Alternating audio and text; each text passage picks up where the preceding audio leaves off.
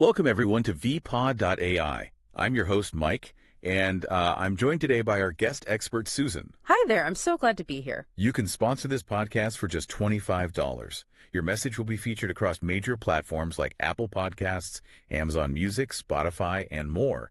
If you're interested, visit VPOD.ai to get started today. That is quite a deal. Right. Okay, so I want you, yes, you listening right now, to just, think about something for a second. Something you probably do every single day without even really giving it a second thought. Oh, I feel like I know where this is going. Yeah, it's something so fundamentally human that it almost feels, too basic to even analyze. I'm talking about walking. Yes. The ultimate basic movement. Exactly. I mean, we all know the drill, right? It's free, it's low impact. You definitely don't need a gym membership. You really just need a decent pair of shoes. Just shoes and you're good to go. But here is the multi-million-dollar question for your cardiovascular system. Are we actually doing it right to get the real heart health benefits? That is the big question. Are you genuinely working out, or are you just, moving from point A to point B? Okay, let's unpack this. Because there is actually a massive physiological difference between just a casual stroll and a walk that actively protects your heart. Oh, there's a canyon of difference. I mean, people hear that blanket statement, walking is good for you, and they just sort of interpret that to mean any pace or any effort level gives you the exact same cardiovascular return. Right, like all steps are created equal. Exactly. But the biology simply doesn't support that assumption. Okay, so picture it like this. Think about the way you walk when you're, say, browsing in a museum. Very slowly. Yeah, super slowly. You're looking at a painting, you take a few slow, deliberate steps to the next one. Maybe you stop entirely for a few seconds. It's pleasant. Very relaxing. Yeah. Right. Now, compare that to the way you walk when you're at the airport and the intercom just announced your boarding group and your gate is somehow, in another zip code. Oh, the frantic airport power walk. Yes. You are moving with purpose. Your arms are swinging. You're breathing noticeably heavier. See, that frantic airport walk, that is precisely the baseline we are looking for. Wait, really? That fast? Yeah. The magic threshold that most adults need to hit to actually actively reduce their risk of heart disease is a pace faster than 3 miles per hour. Hold on, 3 miles per hour. I mean, that doesn't sound like Olympic sprinting to me, but if I'm taking a slow, 20-minute walk around the block just to get some sunshine, is my cardiovascular system really getting zero benefit from that?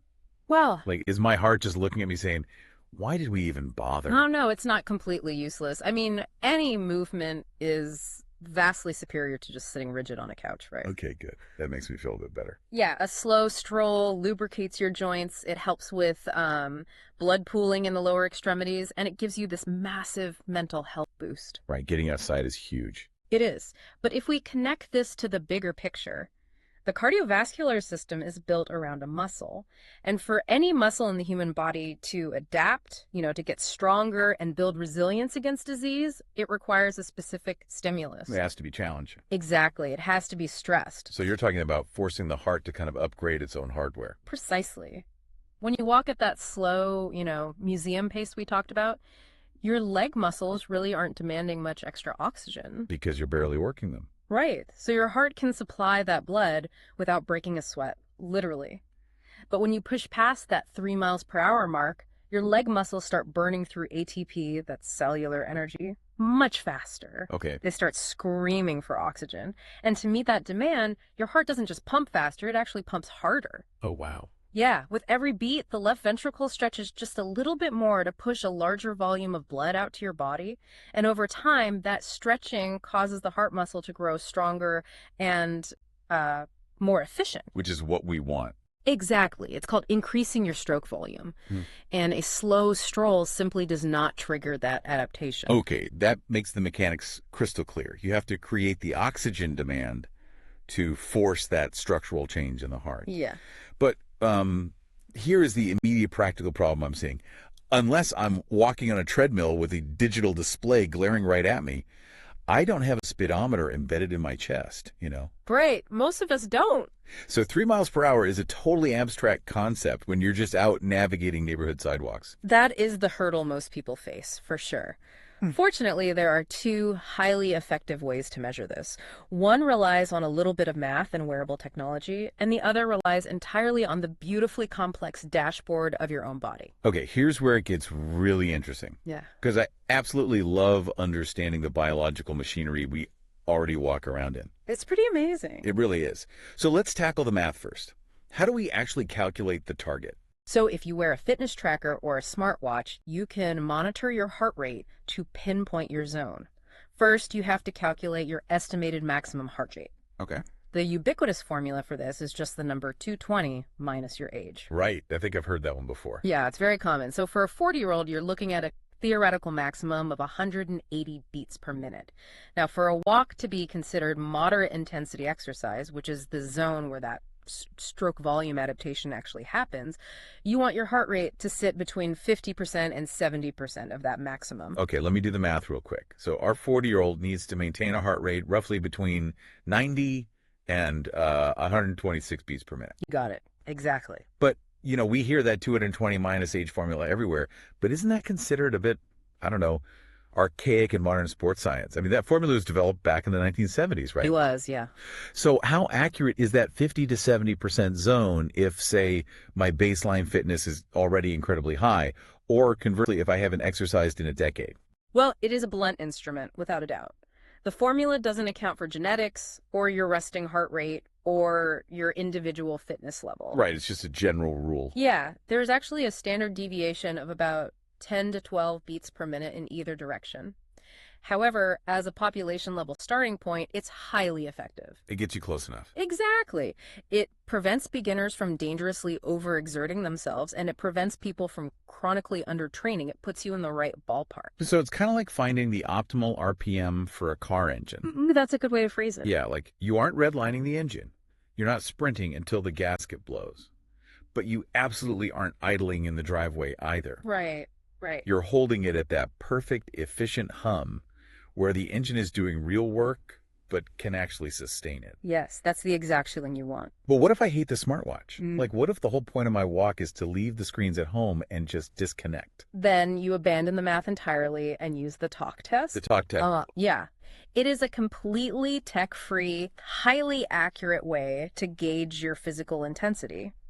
The rule of thumb during moderate exercise is that you should be able to hold a conversation, but you absolutely should not be able to sing. Okay, I have to challenge the listener on this because there is a vast difference in vocal demand depending on the song. Fair point. Like, are we talking about humming a nursery rhyme, or are we trying to belt out Whitney Houston's I Will Always Love You while power walking past a neighbor's driveway? That would be quite a sight. But really, any song that requires sustained, controlled exhalation will trigger the test. Oh, okay. If you can sing a full chorus of your favorite pop song without having to break the melody to gasp for a breath, you are in the museum. You are not at the airport. You're not working hard enough. Exactly. Now, if you push into vigorous exercise, which is the next tier of intensity, you should only be able to manage a few words of conversation at a time before needing to take a sharp breath.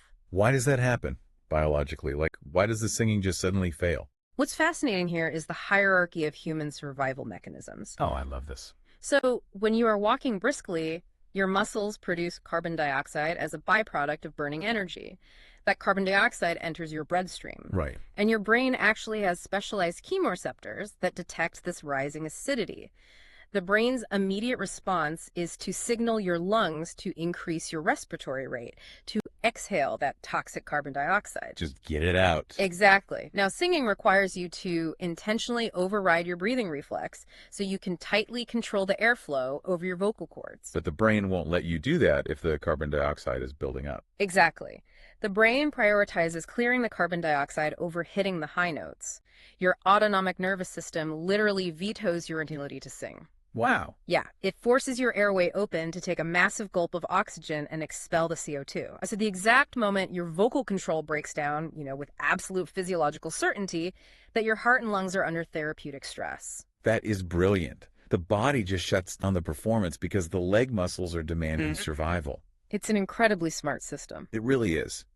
But that brings up a really crucial variable. We threw out that 3 miles per hour number earlier. Right.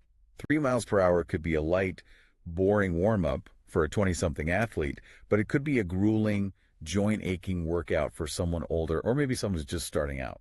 Which is why behavioral exercise scientists, like Dr. Gerald Jerome, emphasize that intensity is completely relative. Relative to the person. Yes, you cannot compare your treadmill speed to the person running next to you. The heart rate mat and the talk test are the great equalizers because they measure your internal biological effort, not your external physical speed. And Dr. Jerome focuses heavily on the psychological side of this, doesn't he? He does, yeah. Like he argues that our bodies aren't machines that perform identically every single morning. He knows that the ultimate goal is to feel better after you exercise, not to crawl back through your front door completely exhausted. That is a trap so many people fall into. They think if they aren't destroyed by the workout, that it didn't count. Right, the whole no pain, no gain thing. Exactly. Dr. Jerome points out that it's completely normal to have low energy days due to poor sleep or stress or just central nervous system fatigue. On those days, his advice is to stick to the routine, even if you are walking at a vastly slower pace than your usual. Because consistency protects the habit. Yes. If you skip the walk entirely, because you just don't have the energy to hit that perfect 70% heart rate zone, you break the behavioral loop. And breaking the habit is far more detrimental to your long-term cardiovascular health than just having one slow walk. The routine is the bedrock. Absolutely. But let's look at the flip side. What happens when you've been walking consistently for months, your heart has increased its stroke volume, and suddenly that flat route around your neighborhood just isn't triggering the talk test anymore? Like you can sing all the Whitney Houston you want without breaking a sweat. Well, then you have to level up the friction. The most obvious way is to find a hill. You change your route to find an incline, or if you're inside, you just punch the incline button on the treadmill to simulate a steeper grade. But what if you live somewhere perfectly flat, like the Midwest, and you absolutely loathe treadmills? You want to be outside, but the terrain is giving you zero assistance. That's actually easily solved with interval training. You just manipulate your speed instead of your elevation. Oh, okay. How does that work? The protocol is simple. You walk at your normal, comfortable pace for a few minutes. Then for 1 or 2 minutes, you walk as fast as you comfortably can, like really pumping your arms, driving your knees, and lengthening your stride. Just going all out. Yeah, and then you drop back to the normal pace to recover. But why does that short burst work just as well as climbing a steep hill? It comes down to something called EPC excess, post-exercise oxygen consumption. Okay, EPO. When you do a speed burst, you create a sudden, massive oxygen deficit in the muscles. You are demanding energy faster than your aerobic system can actually supply it. So when you drop back to a normal pace, your heart rate actually stays elevated for several minutes because your body is working furiously to repay that oxygen debt and clear out the lactic acid. Oh, wow. Yeah, those short bursts of speed basically trick your cardiovascular system into working harder overall, which mimics the demand of a steep hill. You're keeping the biological machinery guessing. Yeah, exactly. Okay, so we know the pace, we know the talk test mechanism, and we know how to use intervals to force adaptation. Yeah. But I think the biggest hurdle for almost everyone listening isn't the physical effort. No. No, it is the calendar. It's finding the time to actually do this. Time poverty is the universal barrier. I completely agree. The current medical guidelines dictate that adults need 150 minutes of moderate exercise or 75 minutes of vigorous exercise every single week. See, when you hear 150 minutes, that sounds like a part-time job. It does sound intimidating. Right, and the traditional, deeply ingrained advice is usually just go for a 30-minute walk 5 days a week. But for a busy professional or a parent or anyone managing modern chaos, blocking out 30 uninterrupted minutes can feel mathematically impossible. And that is a pervasive, damaging fitness myth. The idea that if you don't have 30 continuous minutes, you might as well just stay on the couch. That's a myth. Totally. That rigid half-hour rule originally came from old aerobic base building protocols for endurance athletes. But for general cardiovascular health and disease prevention, you do not need to do it all at once. Okay, that is a relief. Breaking that 30 minutes down into 2 15-minute walks daily is spectacularly effective. 2 15-minute walks completely changes the barrier to entry. I mean, you do 15 minutes before you log into work and 15 minutes after dinner. Exactly. Or a quick loop on your lunch break and another one while you're waiting for your kids to finish a sports practice. Yeah, it yields the exact same physical adaptations for your heart, and it actually provides superior mental well-being benefits because you are injecting multiple stress relief valves throughout your entire day. That makes so much sense. But we can actually take it even further than structured 15-minute walks. Dr. Jerome brings up the critical concept of incidental activity. Incidental activity. Yeah, these are the microscopic moments of movement you sprinkle throughout your waking hours. So what does this all mean? We always hear the cliche of comparing this to compound interest, Right. but I think it's less like compound interest and more like trying to fill a bucket that has a slow leak in it. Oh, I like that. Right. If you dump a giant bucket of water in all at once, like a 30-minute grueling workout, sure, you fill it up. No.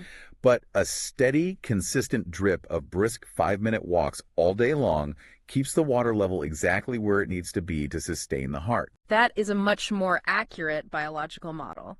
The heart doesn't care if you're wearing expensive athletic gear on a pristine nature trail, or if you're in business casual clothes power walking across a massive grocery store parking lot because you intentionally parked in the very back. Or taking the stairs instead of standing motionless in an elevator. The stair example is perfect. When you climb a flight of stairs, you are engaging the largest muscle groups in your body, your glutes and your quadriceps. They're huge muscles. They are, and they demand an instant, massive influx of oxygen. Your heart rate and blood pressure spike immediately to accommodate that. It forces an instant vascular adaptation. Dr. Jerome emphasizes that these small, incidental changes absolutely count toward your 150-minute weekly goal. But this raises an important question about how we interact with the modern world. If these tiny moments matter so much, why are we so universally deficient in them? Because our environment has systematically engineered movement out of existence. That is so true. Think about your daily environment. We have drive thrusts, escalators, food delivery directly to our front doors. We have remote work where the daily commute is 10 steps from the bedroom to the laptop. We barely have to stand up.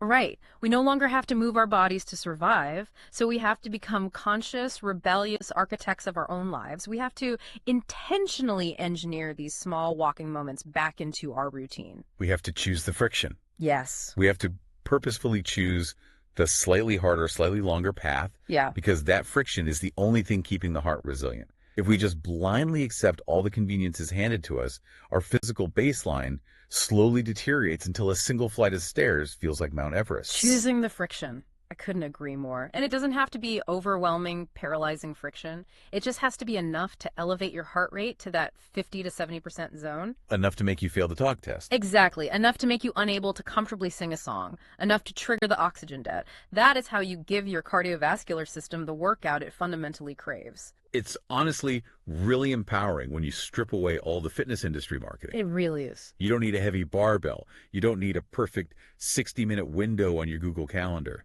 You just need to push the pace, trust the internal dashboard of the talk test, and let the time accumulate in those little micro deposits. That's all it takes. Walking is a potent biological workout, provided you actually demand something from your body while you do it.